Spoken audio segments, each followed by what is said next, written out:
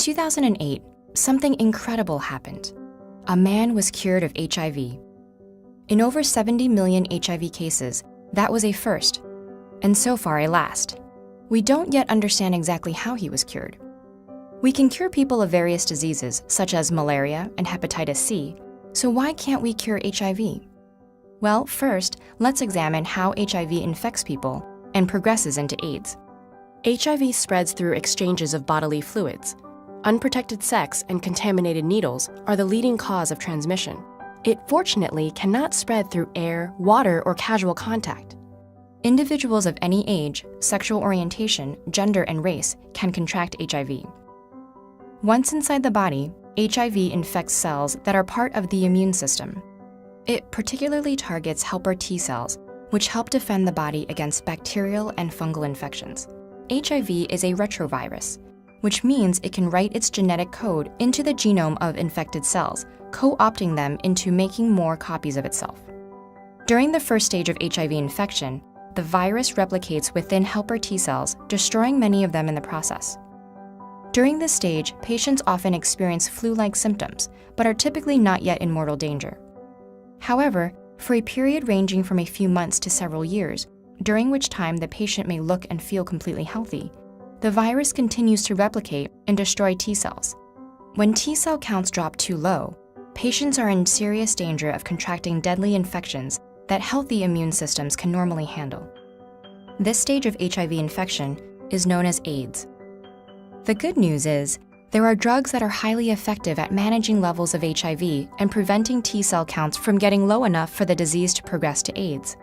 With antiretroviral therapy, most HIV-positive people can expect to live long and healthy lives and are much less likely to infect others. However, there are two major catches. One is that HIV-positive patients must keep taking their drugs for the rest of their lives.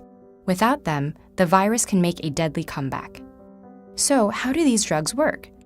The most commonly prescribed ones prevent the viral genome from being copied and incorporated into a host cell's DNA. Other drugs prevent the virus from maturing or assembling, causing HIV to be unable to infect new cells in the body. But HIV hides out somewhere our current drugs cannot reach it, inside the DNA of healthy T cells. Most T cells die shortly after being infected with HIV. But in a tiny percentage, the instructions for building more HIV viruses lies dormant, sometimes for years. So even if we could wipe out every HIV virus from an infected person's body, one of those T cells could activate and start spreading the virus again. The other major catch is that not everyone in the world has access to the therapies that could save their lives. In sub-Saharan Africa, which accounts for over 70% of HIV patients worldwide, antiretrovirals reached only about 1 in 3 HIV-positive patients in 2012. There is no easy answer to this problem.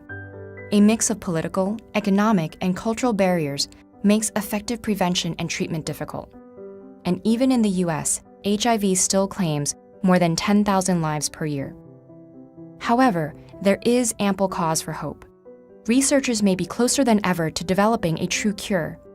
One research approach involves using a drug to activate all cells harboring the HIV genetic information. This would both destroy those cells and flush the virus out into the open, where our current drugs are effective.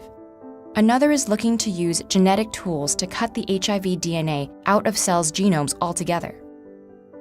And while one cure out of 70 million cases may seem like terrible odds, one is immeasurably better than zero. We now know that a cure is possible, and that may give us what we need to beat HIV for good.